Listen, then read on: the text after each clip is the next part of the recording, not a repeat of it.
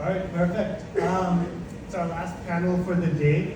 I think we've had some fantastic content throughout the entire afternoon, and I think some of the feedback I've been getting outside while talking to a few people has been the level of polarity and intensity that we've been seeing in this conference is quite refreshing. And I think everybody's kind of been enjoying that. So I have two requests for our panelists today. Let's keep up the same level of intensity and polarity. Don't hold back on your opinions on this topic. And number two, let's make this a discussion. Right? Don't only leave it to me to ask the questions. Feel free to ask your fellow panelists any questions that you'd like. And this topic is especially, I think, a good one to end today's, whole day of panels with, because we have a lot of Web2 investors in the room, and there's been a lot of learnings, and I think everybody's kind of asking themselves, what's in it for me? What does all this mean for me, right? Beyond, investing in tokens and maybe risking, losing money on a pump and dump, right? So I think just before we get started, I'd like to maybe just get all of the panelists to do a quick introduction of themselves. I think we'll start with Dima, and then we'll get going. Thank you, guys. My name is Dima. I'm coming from Portugal, where we partner with Gili on many business ideas and social enterprises. And I spent 20 years working for JP Morgan and investment banking, and the last 3 years I shifted more into the wellness and investment. And this is about me. Hello everyone, I'm Dirk Hoekenkamp. I'm Dutch Caribbean, proudly from Curaçao. And I love Thailand, and that's my main goal here. No, I'm joking. I'm into real estate and I'm into tech. I love real estate, a lot of experience in resort development and creating new destinations. Secondly, I love RWA, real estate combined with tech, and the latest innovations like biometrics, like access control, electronic ID. I'm also an investor in many projects. My group is called Yalla, so that's a little bit fun one, right? And I spent most of my time in Europe, Asia, South America, Africa, and I ended up in the most beautiful place on this planet, which is Bangkok, to live, in my opinion. I have a lot of questions, so thank you, Manit, for that. And if you want to learn more about the investments I did and about real estate combined with tech, let me know. Thank you. Gili spent most of the last 10 years in Hong Kong, now in Portugal. First part of my career in luxury branding, and since then, tech, kind of early stage venture building and real estate. And that's it. Manat Parekh. I think everybody knows me, I suppose. But this is CEO of Binary Holdings, living in Thailand for 7 years. Born in India, studied in America, been a nomad pretty much all my life. So thank you for being here. Thank you, guys. So I think, Gili, I'd love to start with you. But just before that, I was reading up a very interesting statistic, or I came across a very interesting statistic not too long ago. In 2024, we had about $10 billion deployed into Web3 companies. And that followed about close to a 40% quarter-on-quarter growth in all of 2023. Developer contributions to the space has doubled year on year.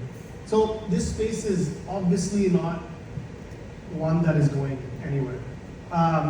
Gili, what I'd love to kind of understand from you is, why do you think Web3 is not a detour, but rather a very natural next step in this digital evolution? And what made you lean in, rather than just sitting on the fence like maybe a lot of us are still? Yeah, I mean, I think that the promise of Web3 hasn't really been realized. And many people that I knew, I was in Hong Kong, investing in the ICO boom, we were talking about utility tokens, and I lost a lot of money, and I had a nice learning curve. And since then, trying to understand Web3 and the decentralized identity and ownership in the digital space and what all that stuff means. And so for me, when I kind of look at it, I look at a couple different things. Really, I try to look at scale and utility, and I try to relate everything to my own experience, because in my past, when I didn't do that, I lost money. And so when I think about scale and utility, I really try to boil it down so that it's something I can understand. And if I think about utility, for example, when we used to talk about utility, we were talking about ICO stuff and tokens. And the utility we talked about, we thought we knew what we were talking about, but we really didn't. So if I, for example, bring that back to TBH, I say, okay, well, is there real utility here? Well, yeah, you can take your tokens and you get a discount on your telco bill. For me, I can understand that. So when I talk about utility, I really try to understand what's real world utility, and is there scale? And so again, because we're here, TBH, I say, is there real scale? Okay, yeah, there's real scale, 500 million, 1 billion users. So when I think about the Web3 space, I really try to personalize it to myself and understand if it can be impactful. And if I don't do that, I miss the boat. I'm not a tech guy, so I can't really look under the hood and tell you if the tech is going to work or not work. I try to understand it from a macro point of view. But if I look at the people and the scale and utility and say, can it have a real world impact on a massive scale? To me, that's meaningful. And that's why I think Web3 is important. It is our future, because I see it in a variety of different ways through that lens. And in your journey from being a Web2 investor into a Web3 investor, was there a tipping point for you in your journey that where you were maybe on the fence, but a certain kind of project came along where you thought, you know what, this is the right one for me? Yeah, I was late to the game. I mean, I was in Hong Kong. All of my friends are talking about crypto. I was talking about crypto. We were investing in crypto. Most of my stuff went up and came down. I didn't know when to pull my stuff out.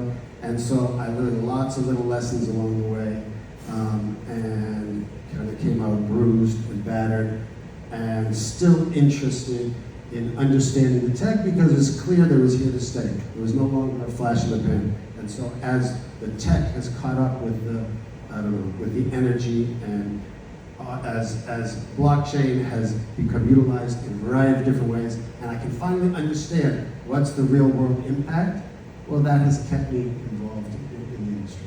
Got it. No, thanks for that, Gilly. Derek, I'd like to pull you into this one. You and I have known each other for a long time. I think we share a very deep passion for real estate and tech. What were the trends that you saw in kind of these two industries that made you take the leap? Yeah, that's very interesting. If we go back, I've been through the telecom boom, I've been through the real estate boom, I've been through all the booms, the audio text boom, the crypto boom. I think it's also one of those booms, right? And it doesn't really matter what product, if it's the best product or if it's the best tech.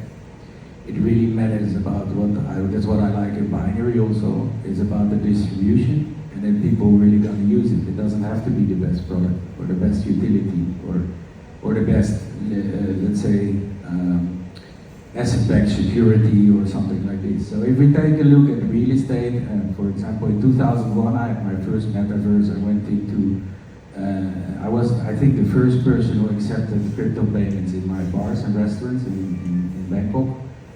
And that was not even with Bitcoin, it was with Dash at that time.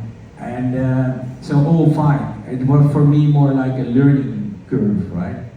And to understand what it's about. But my core is still real estate. So let's take real estate as the core. So, for example, people say, oh, I want to tokenize real estate. First of all, why? Oh, I want to use blockchain. Why?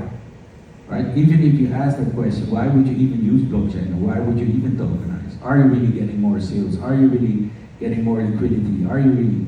So that's the first question. The second question is, if you're going to tokenize for real estate, for example, how are you going to tokenize? Are you going to tokenize as an asset-backed security, which involves, for example, in Germany or in Switzerland, a lot of regulation in 600-page prospectus in Thailand, for example.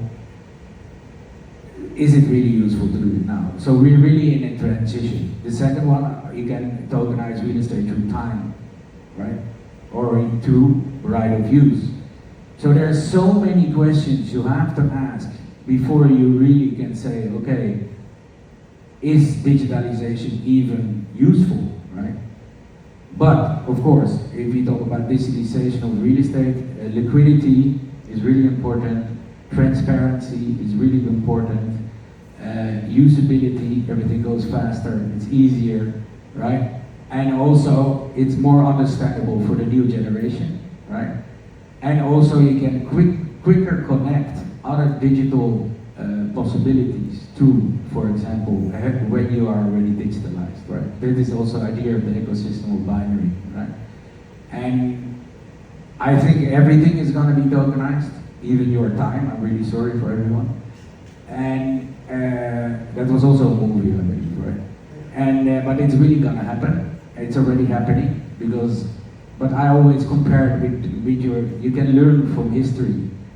History is repeating, not only in PTC, but also with, I just spoke with someone about it. Telecom boom, real estate boom, internet boom. It's the same now in Web3. And then at a certain point, nobody will talk anymore about Web3. Nobody will talk about blockchain. I mean, do you really care how the internet works? I don't care. Right? It's about utility, meaning usage. How you use it, how easy it is, how easy is it to integrate. And for real estate, it's rather difficult, to be honest, but it's really fun, right? Right. Thanks for that, Derek. Yeah, I think this is a repeating theme that we've heard all day, right? The fact that user experience is critical to really get to mass adoption. But just before we transition from you, Derek, do you think being asset-backed is an important part of Web3 in the future? Yeah, absolutely. I think that, it's a really simple answer. Web3 doesn't work without Web 0, because the Web 0 is the real world, right? So it has to be an asset-backed security in the end, right? And not only rights, right, to certain things.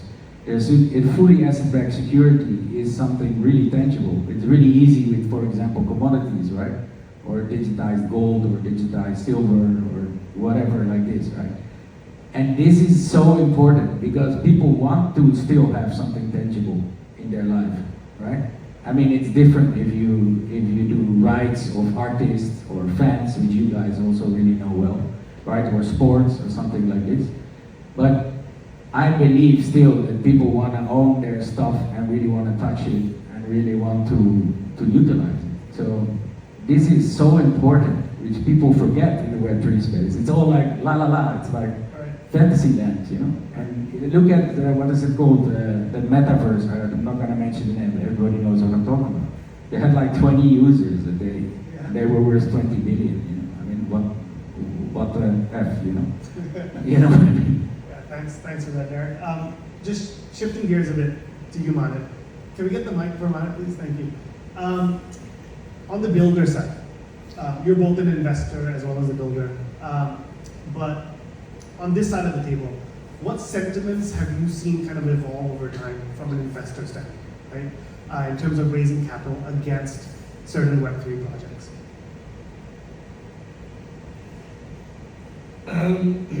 A lot of the investors, if there are 100 investors in the room, 20 investors are investing because they don't want to miss the boat outright. They don't understand Web3, they just want to go in. So you're saying FOMO is a big part of it? FOMO is a big part of it, for sure. Number two, it's about tangible success, proven contracts, proven integrations, scale, adoption. That leads to a Web2 investor understanding the basics that, okay, in Web3, the flow of money or the flow of token might be different, but the common fundamental is still how Web2 would build a business. And that is platform, users, partnerships, people using it, but instead of MAU and DAO, looking at unique transactions per day on chain, because MAU and DAO can be fudged. You can get a farm in Bangladesh who can keep doing click, click, click, and you're getting your mouth and doubts. But the moment you have tangible on-chain transaction, that completely changes because that's more real. And that's the second audience or second group of people that I know who are investing in Web3. Number 3, perception is bigger than reality. Right? If I give an example of Elon Musk, that man has created such a perception in the market where his company is probably $1 trillion market cap. But to be honest, China EV has more market share than he has. Every time he comes out with a product, he comes out with a promise, but hardly it gets delivered. But yet, he gets money. So what I mean by that is, previous success, if you have, you are more prone to get investment. Whether you become successful or not, it doesn't matter. The investors also invest on potential legacies that you have in terms of being successful in the past. And finally, what I've also seen is a lot of investors invest because they just believe that, okay, let me just take a chance, let me just put my foot in the door, because if this thing becomes what it's supposed to become, I just want to be at the step of it so that I can accelerate my investments if I want to. So I think I see investors of all kinds. And typically, I don't have a percentage, but this is how the investors in Web2 are investing in Web3. And for me, it was more about, as Gilly mentioned, right? It was more about what could relate to me. So if somebody comes to me and says, hey, there's a great manufacturing plant, I don't understand manufacturing, right? Then why am I going to invest? Right. But I understand financial engineering. I understand how to extract revenue per user. I understand how to connect the dots. I understand how to stitch things where supply and demand can be controlled. That's where I would invest in Web3. Right. And you've built across what we call both the bear and the bull, right? You've built through an entire cycle. You started this project in 2020. How have you seen kind of the difference in investor kind of sentiment and education when you started the project compared to today? I mean, when I started the project, I had probably hundreds and thousands of rejections. They just felt the project that I was doing was very simple. Where is the scale? And then of course the markets were down. There was, I think the Ukraine-Russia war started and multiple stuff happened. A lot of money got pulled back. And then when the markets went up again and we evolved, a lot of people came and asked us, what do you really do? They understand there is scale, but now they don't understand what we do. Right? So I think investors who are investing need to educate themselves with the companies that they're investing in to understand the evolution of the journey of the entrepreneur or the company, to see how they are fitting in the scale, because at the end of the day, at some point, you need to hit that critical mass and scale to grow and grow and go further. Otherwise, you are just another small, medium enterprise business. And again, there's nothing wrong in being a small, medium enterprise business. You're still doing an extremely profitable business. You're happy, you're sustained, but there are eccentrics like me who are not happy with that. So when I start scaling, a lot of investors ask me, how can I summarize you in one word? So I say we're an infrastructure company. The moment I say an infrastructure company, they're like, oh, how does payment fit in? How does AI companion fit in? Simple answer is, when you're an infrastructure company, there are two sides of the infrastructure. One side is supply, distribution. You plug that in, and on the other side is demand. You can keep adding whatever you want as long as you have the distribution, and as long as it's B2C, B2B2C. If you can keep plugging in, you keep scaling, because automatically in dating, in fintech, in gaming, in social, in engagement, in content, each one of them, there is scale in each vertical, and you can automatically start building a tech stack in each of those verticals as deep as you can go, and everything adds to the value, and that shows scale. So I think the investors, talking to the founders to understand more on a regular basis, gives them an understanding of what real scale is in Web3, because the only success story that we know in Web3 is Binance as of today. Then there is MetaMask. Then there was FTX, which was back in the days. XC Infinity. But if you look at it, a lot of these guys, the scale is now kind of getting slowed down because there are too many players in the market who are trying to do the same thing. That's how I put it. Perfect. You touched on a very important point, I think, the role that macro factors play. And Dima, would love to hear your thoughts on this, right? Macro factors like the war that broke out about 3 years ago. How does, I guess, the evolution of macro factors and infrastructure, right, that we've seen in the Web3 space, how has that played a role in democratizing access to investments in this new technology? Let me maybe start from the point of user, and I think we all touch about it. You know, utility and experience. And as I was contemplating the question, I was imagining what would be the heaven user or heaven experience in terms of the user. So all of us, we pick up this thing first thing in the morning. And I would like to be in heaven when I just look at it and I get my loyalty gold in my wallet. I open my phone, I don't know, play the game, I go to social, and I can hear this ding, ding, ding of my loyalty gold coming in all the time. And this is the ideal situation when I would like to be in terms of the loyalty, in terms of the creating the value out of my phone. Same with data. People say, oh, you know, would like to have control of my data. What does it mean this control for me? The real control for me means if somebody accesses my data, I get my loyalty gold and I get a ding in my phone, right? Because otherwise it's meaningless conversation. Maybe in some cases I would like to give more data. You know, I'm happy to share my DNA if I get paid well. And as I look at what's happening in binary, I think there's a good chance to create experience like this for user, where actually your phone become real reward in many ways, in terms of hardware, software, application, and entire ecosystem. In terms of the macro, unfortunately, we're moving away from the, fortunately, to more segregated world. And I think when something sizable and important coming from the place like Asia, which is much more mellow and neutral, it's actually it's many times easier if it would come from Silicon Valley, for instance, or from Russia or from China. What's the reason for that? Well, we all know the reason, right?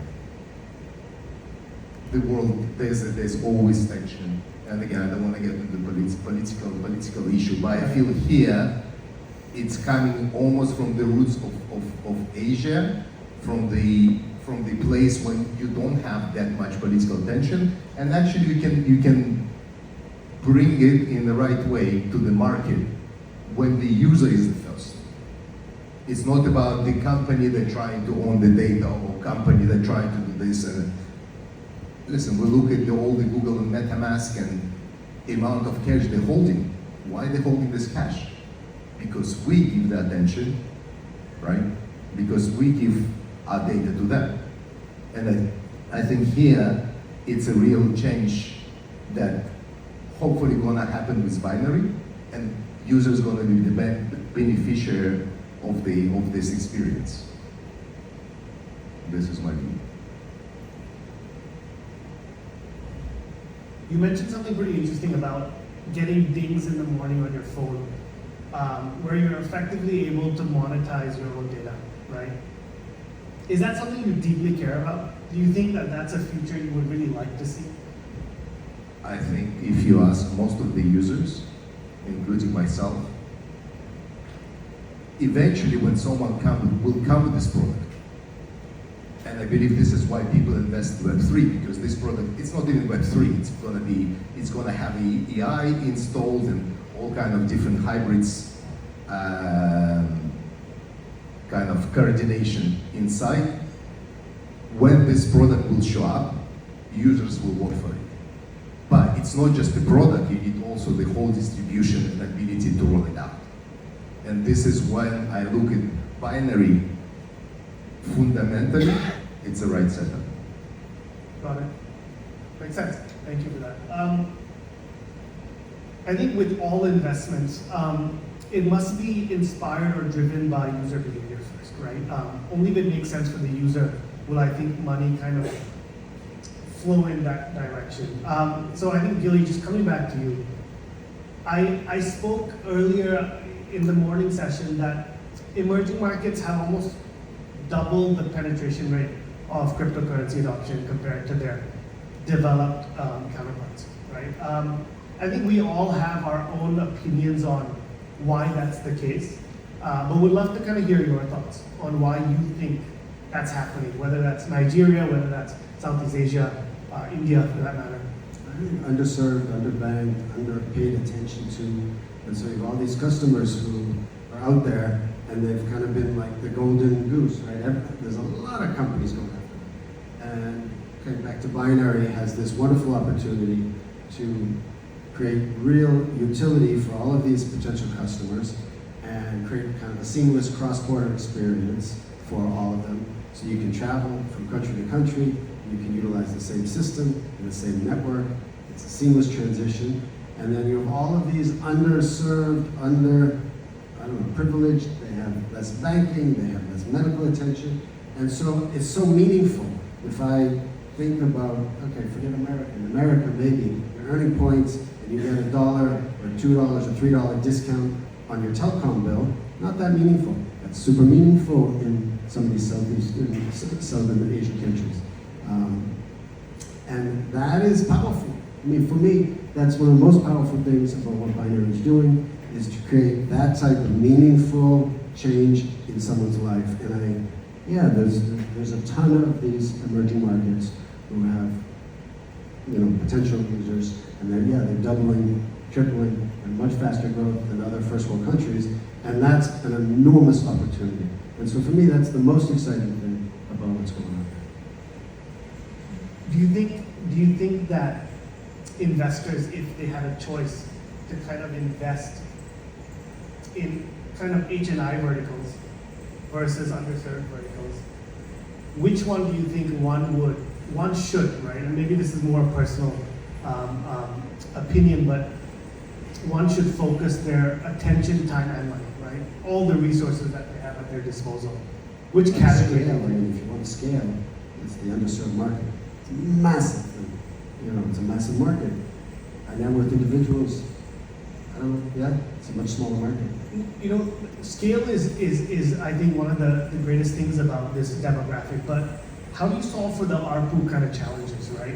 A lot of people kind of, the trade-off of this massive market is the fact that each user doesn't really contribute that much in terms of revenue. Right, let's just go back to binary. Right. Binary now is on its way to 500 million, 1 billion Right. users. And one of the conversations I've had over the last day or two, a lot of people here, is when can we claim that those users are our users? When do we own them? Right. And so when do we own them? When they engage with our platform, when we can earn, doesn't have to be $1, a cent. When we can earn 1 cent and they engage with the ecosystem, that's our user, Right. That they're participating in our ecosystem. Right. And when that happens, okay, so now you have to figure out how to monetize $1 per user per year. And we're well on the way to doing that. And again, I just come back to, I don't know any other company, any other Web3 company that is focused in that way, that has been able to find the scale, because there aren't that many verticals, there aren't that many places to find that kind of scale. And I think the light bulb moment was, Jesus, telcos are so under-engaged with. If I look at my own personal experience, which I try to come back to, I have a T-Mobile account in the US, I never go on the website, I keep it because I want to keep that number. And so if they were Facebook, they would be monetizing the hell out of me, but they're not. So they, I have to keep paying my bill because I don't want to lose my number, but there's no monetization. And so to offer that through the white label super app and an engaging ecosystem, that's powerful. It makes sense. And I think binary is on the way to figuring that out. So, Awesome. Well, thanks for that answer. Just in the interest of time, I'd love to open up the floor to any questions that the audience may have.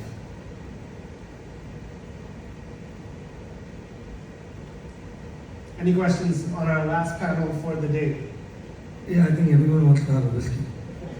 I think we have right here. Steve.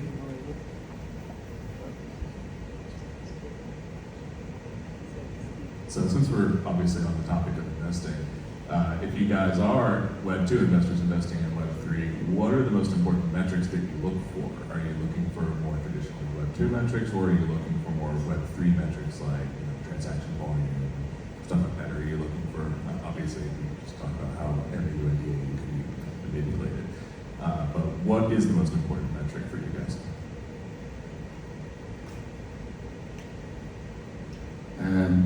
I think for everybody it's completely different. For me it's really important, so that I'm maybe more traditional, is that if it doesn't work in the real world, I don't see the utility of the Web 3 world, let's say. Let's call the Web 2 the real world or the Web 1, right? That is number one what I look at.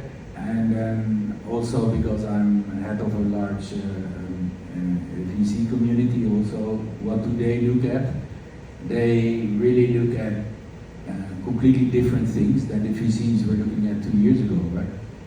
So then now what you said, utility is another one, right? And also of course the financial model. I mean, most people forget about it, right? And also sustainability. I think that the company sustains at least 3 years, right? If they can sustain it 3 years, do you really believe that? And also again, distribution. If nobody uses the product, what is the use of the investment, right? And it doesn't matter if it's Web 2 or Web 3. I mean, in the end, I look at the same principles I was looking 20 years ago as I'm looking now. Only difference is I know a little bit more about some new things which are called blockchain or called biometric technologies or called stuff like this. There's not much difference. And it just has to make sense. And then the last point, in my personal view, you also have to feel comfortable with the people you're dealing with. And then also, I believe there is a world economy. I think you should not focus on. There was one example, 1% of India, but I always like the product that could be used anywhere. Is it now Africa or New York? I don't really mind, right? And I think that is really important. And also, personally, if it's something which really could change the world for a better place, like wellness or like health, or like, again, biometric technologies or spiritualism, because I feel that I would prefer to invest in something that also helps the society and maybe gets rid a little bit that you wake up in the morning and first pick up your phone. I mean, that's why I like, for example, sports combined with tech, because it's sport, it's important, right, for your life. I mean, the main reason I'm here is because I'm going to play golf tomorrow morning. So this is really the thing. I think people forget about that, right? And I think that we will also go away from the mobile more. That's what I believe. And I believe that spiritualism, wellness, and health will be much more important. And then the only way to have that faster is to create an ecosystem, not even a platform. Because platform is Web 2, ecosystem is Web 3, right? And this is for me like key. I mean, you see, I also made really a lot of bad investments because I was too much into, wellness, health, spiritualism, right? But in the end, I feel comfortable with it and I like it. And then also I think it's very important to look at something which is very honest and very transparent, because that is also, and then I believe also, sorry to say, in regulation. And I don't believe really in decentralization that much compared to what most people look at. Really regulated stuff I think is really good. That's why I also think things go much faster in Asia, because there is an authority, right, who decides things. I mean, Dubai grew in 15 years, or what is it, 50 years in total it exists. But look what they did. If you agree with it or not, they grew like crazy, right?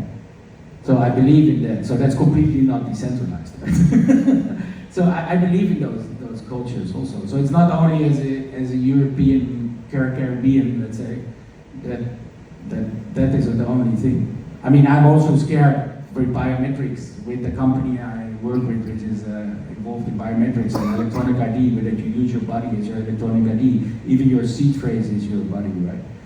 But it will all go there. You don't need more credit cards. You don't need more keys. You don't need more phone. You don't need nothing anymore. You use your body as your ID, as your everything, right? But the spiritualism and experience, number one. Steve, I'll add here, right? I'll be very candid. Web2 investors don't know how to invest in Web3. Bottom line. They are traditional, they are mundane, they follow the same goddamn playbook, which has given them more failures than successes.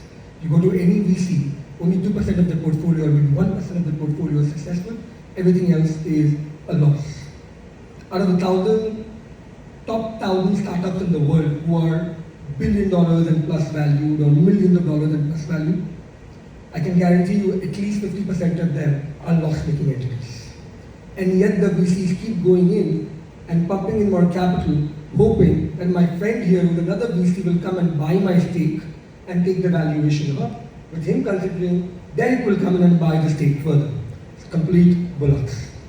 They are the ones who say, you should not play the valuation game, but they are the master and the criminals behind the valuation game. Now coming to the honesty of what an investor, a Web2 investor, if he wants or he or she wants to be successful in Web3, they should look at tangible metrics. First metrics is on-chain data. Web3 is a world where on-chain data is recorded on blockchain. Check that out. That doesn't lie.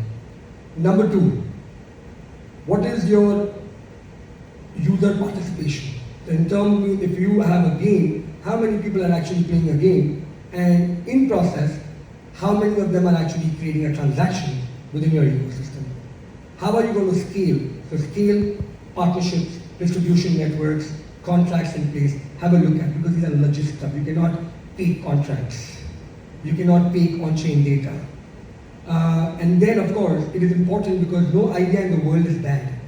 All ideas are great, executable, but they fail because the people behind them are the ones who did not execute properly.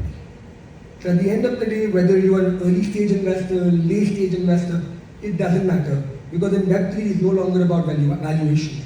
It's all about how do I increase one transaction at a time, like volume. So somebody mentioned about HNI versus mass, right? I will choose mass anytime, because if I have 1 billion users and each of those 1 billion users do 100 transactions in a year, that's 100 billion transactions, right? I make $1 on every transaction. But those HNIs, they'll probably only make, let's say there are probably 10 million of them, or 5 million of them. They'll only make 5 transactions in a year, that's 25 million transactions. I still make $1 out of them. But at the quantum, that 100 billion transactions are a lot more valuable, because they're not just money driving, but I'm also learning the behavior that they're doing, which is enabling me to earn more profitability, more revenue, which indirectly, if you combine all those 100 transactions that one user does, that's bigger LTV than that one person doing only 5 transactions, which is an HNI category. So, just to sum it up, if a Web2 investor is coming and telling you, hey, show me your financials, show me your MAV, show me your DAO, ask him to fuck off. That's the reality. I look at, aside from scale and utility, I look at the people, and when it comes to the people, try to break it down, some industry expertise, the normal stuff, grit, and ego resilience, and vision. And when I look at vision, can they see not only the future, but around corners a little bit? Can they see where the puck is going? And sometimes I can't, and I'm investing in someone who can. So for me, it's kind of those 3 categories. It's the scale, utility, and really try to dig into the people side. And at least that side, if I spend time and I get to know them, I can kind of peel back the layers. Even though I don't have the domain expertise, I'm expecting that they do. But at least on the people side, I can figure out like what's going on under the hood. And so for me, that's kind of how I look at it. Perfect. Dima, was there any last thoughts? Perfect. We have a long night ahead of us, so I'm gonna wrap this panel up. I thank all of you once again for your attention this entire afternoon, and to all our fellow panelists. Thank you. Thanks, everyone.